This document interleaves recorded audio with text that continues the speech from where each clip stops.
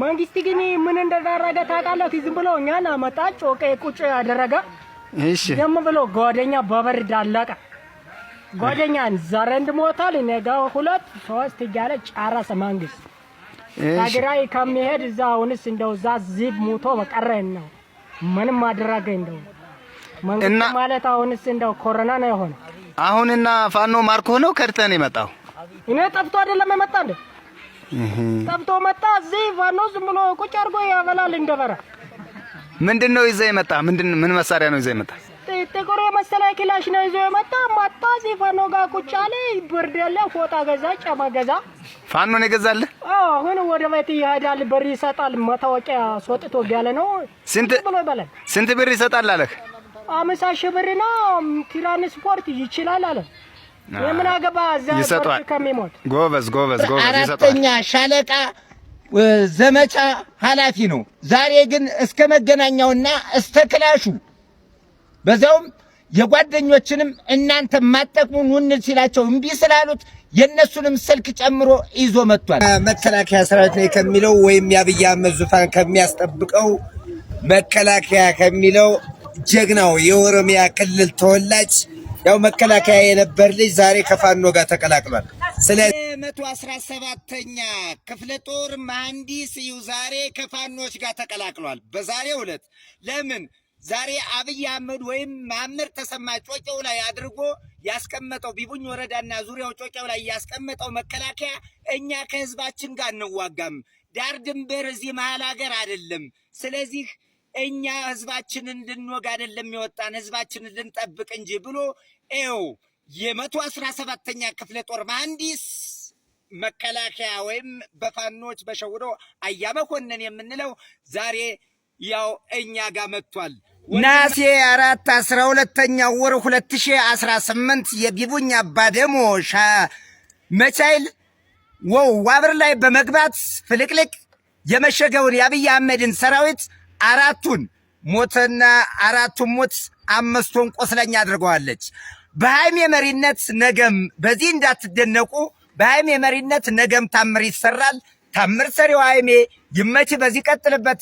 እንደዚህ ከምትሞቱና ለአብይ አህመድ ከምትገረዱ ዋብር ከተማ ያላችሁ ወይም ጮቄው ላይ ያላችሁ መከላከያ ወይም አያመኮነን እየመጣችሁ ወደኛ እየተቀላቀላችሁ ወደ ቤተሰቦቻችሁ እንድትሄዱ ስል ጥሪ አስተላልፋለሁ። አመሰግናለሁ። እንወዳለን። እኛ የብሔር ጥላቻ የለንም። የብሔርና የዘር ጥላቻ ያለውና ዘርን ብሔርን መሰረት ያደረገ ገዳው ማን ነው ከተባለ አብይ አህመድ ነው። ዛሬ ከኦሮሚያ ከቤንሻንጉል ከአፋር ከትግራይ የሚያጣላና የሚያጋድል ዛሬ በኢትዮጵያ ምድር የሰው ልጅ በሰላም እንዳይንቀሳቀስ ያደረገው ማን ነው? አብይ አህመድ ነው። ስለዚህ አብይ አህመድ የህዝብ ጠላት ከሆነ እኛ ህዝቤን አልገልም ብሎ ዛሬ ወንድማችን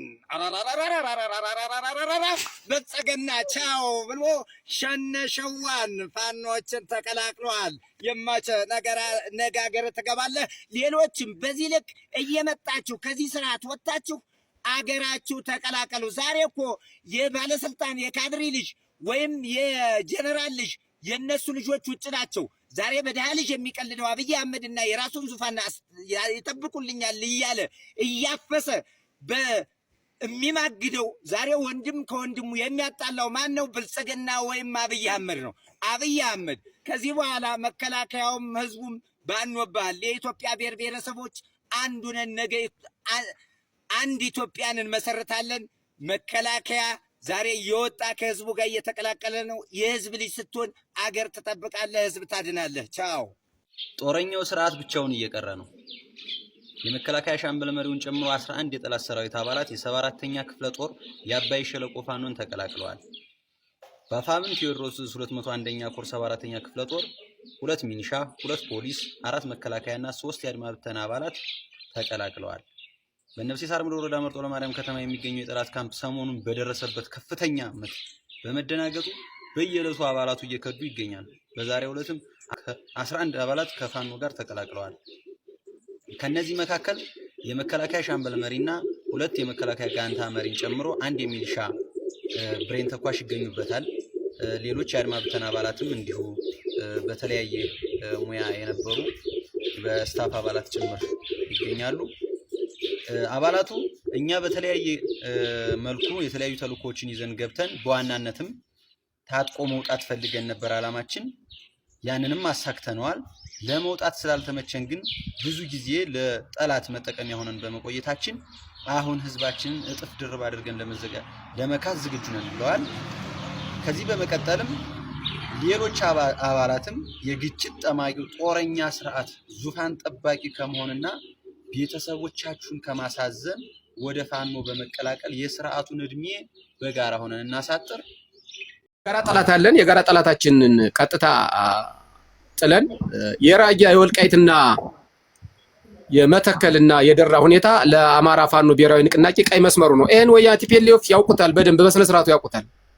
ስለዚህ እንደታውን ቀደሙ ድቅል አማራዎች ስላልኩ ነው አሁን ያሉት አማራሮቻችን በዚህ ቁማር ይበላሉ ብዬ አላስብም። ምክንያቱም መራር የሆኑ አማራዎች ናቸው፣ ተበድለው የወጡ አማራዎች ናቸው።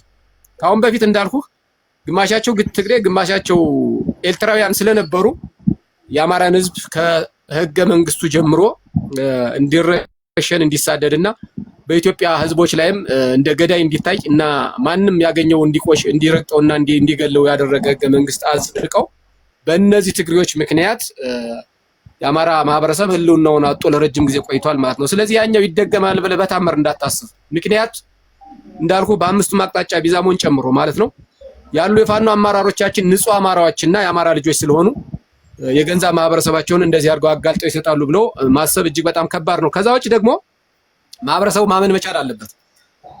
ዘመነ ወንድሜ እንደጠቀሰው አርበኛ ዘመነ ካሴ በአፍሪካ ደረጃ በተለይም በምስራቅ አፍሪካ የወቅቱ የፖለቲካ ክስተት ተብሎ የሚታሰብ ታላላቅ አገሮችም ከዘመነ ጋር ግንኙነት ለማድረግ መከራቸውን እያዩበት ያለው ነው። ስለዚህ ይሄንን መሪያችንም ዝቅ አድርጎ ማየት አግባብ አይደለም። በመሰረቱ እንደዚህ አይነት ቁማር ተበልቶ ዘመነ እና ሌሎች ማብሮት ያሉት ኮሚቴዎች ይሰጣል ብለን እንዳታስብ።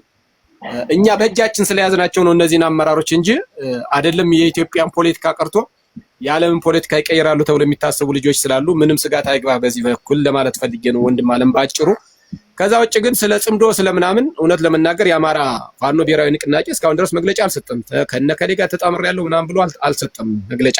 ያው ቲፒኤልኤፍ ጋር የጋራ ጠላት ስላለን እሷን በዛ በኩል ትዋጋለች፣ እኛም በዚህ በኩል እንዋጋለን እና በዚህ እንደ ታውን ቀደሙ የአማራ ማህበረሰብ ርስቶች ሌላ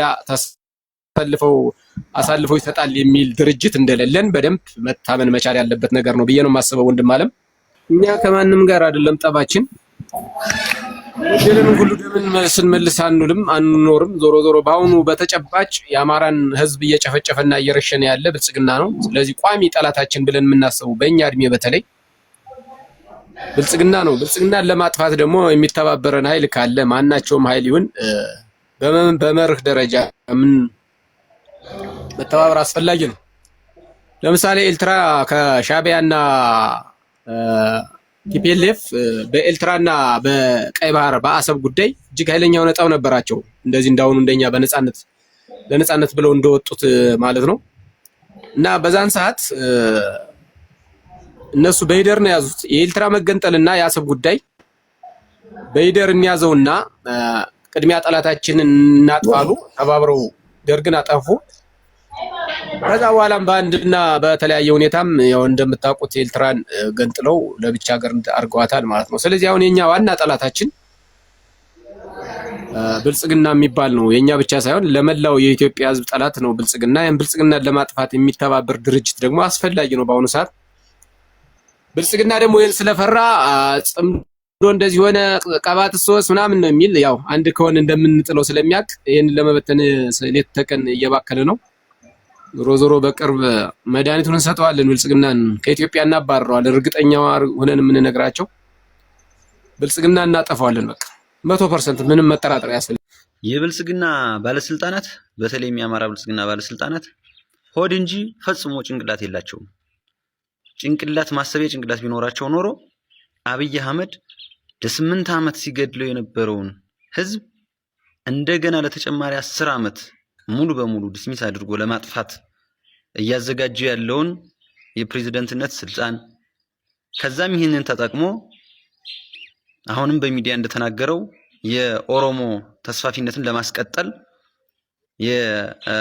የመሬት ጥያቄ አለን የሚለውን ምናልባትም እስከ ወሎ እስከ አክሱም በዚህም እስከ መተማ ድረስ ሙሉ ኢትዮጵያን የራሱ አድርጎ ከዚህ በፊት ጥንት አያቶቹ የጀመሩትን የተስፋፊነት ፍላጎት ለማሳካት በሞጋሳና ጉድፊቻ ያጠፋውን ሌላውን ማንነት አሁንም አስፋፍቶ ሙሉ አማራንና ሌሎች ማህበረሰቦችን ለማጥፋት የሚሄድበትን ርቀት ለማሳካት ከዛም ደግሞ አለፍ ሲል አዲስ አበባን በተለያየ መንገድ ያፈናቀሉትን ያባረሩትን እንዳይገባ የከለከሉትን ህዝብ ይበልጥ ደግሞ ሙሉ በሙሉ በባለቤትነት ለመያዝ የሚደረገውን ሂደት ለመደገፍ ከላይ ከታች ሲሉ ስታይ እንደ ሰው ቀርቶ እንደ እንስሳ እንኳን ማሰብ የማይችሉ የነገ መኖሪያቸውንና የሚረግጡትን መሬት ባለቤትነት ሲያጡ ዝም ብለው የሚያዩ ተንቀሳቃሽ እቃዎች በቃ እንደው እንዳጠቃላይ ግዑዛን ናቸው።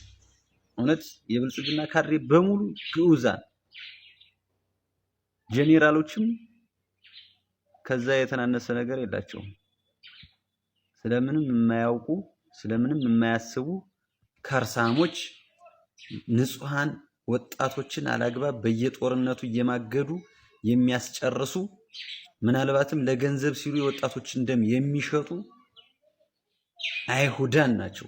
ለማንኛውም አሁንም ቢሆን ንስሐ እየገባችሁ ከዚህ ስተታችሁ እየታረማችሁ እውነተኛውን መንገድ ብትከተሉ መልካም ነው።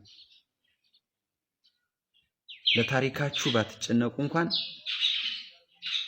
በኃጢአት ለጨቀየው አእምሯችሁ ትንሽ ረፍት ስጡት። እንዴት ነው የመንግስት አጠቃላይ ጅምላ የመታን ጅምላ እየገደለን አጠቃላይ አርሶ አደሩን እየጨፈጨፈ ነው እንዴ? ኢትዮጵያን አስተዳድራለሁ የሚለው በጣም አስቸጋሪ ጫና ነው በእኛ በማህበረሰባችን ላይ ያለ በተለይ በአማራ ክልል ማህበረሰብ ላይ አሁን የፋኖን ኃይል አይደለም የሚመታ ያለ ጭራሽ ንጹህ ዜጋን ነው እየደበደበ ያለ። በየትኛውም አቅጣጫ በየትኛውም ጎጥ በየትኛውም ቀበሌ ሻራታ የሚባል ጎጥ አለ። ትናንትም 4 ነው 5 ሞርተር ወደቀ። በአጋጣሚ የሚጎዳውን ጎዳ። የሚያመልጠው ደግሞ በክርስቶስ ጥረት በክርስቶስ ኃይል አምልጧል። ነገም እንደዚህ የሆነ ጅምላ እየተጨፈጨፍን ነው። አርሶ አደሩ እያለቀብን ነው። ኢትዮጵያን አማራ ክልል የሚያስተዳድረው አርሶ የሚቀልበው አርሶ የሚያስተዳድረው አርሶ አገሪቱን የሚመራው ማህበረሰብ እያለቀብን ነው። በአሁኑ ሰዓት አልቆብናል። ስለዚህ ይሄ መንግስት ሌላ የውጭ ዜጋም ቢሆን ገብቶ ወይም የውጭ መንግስት የሆነ አቅጣጫ ካልሰጠው በስተቀር እስከ ወር እስከ 2 ወር ንጹህ አርሶ አደር ያልቃል ብዬ ያስቀምጣል።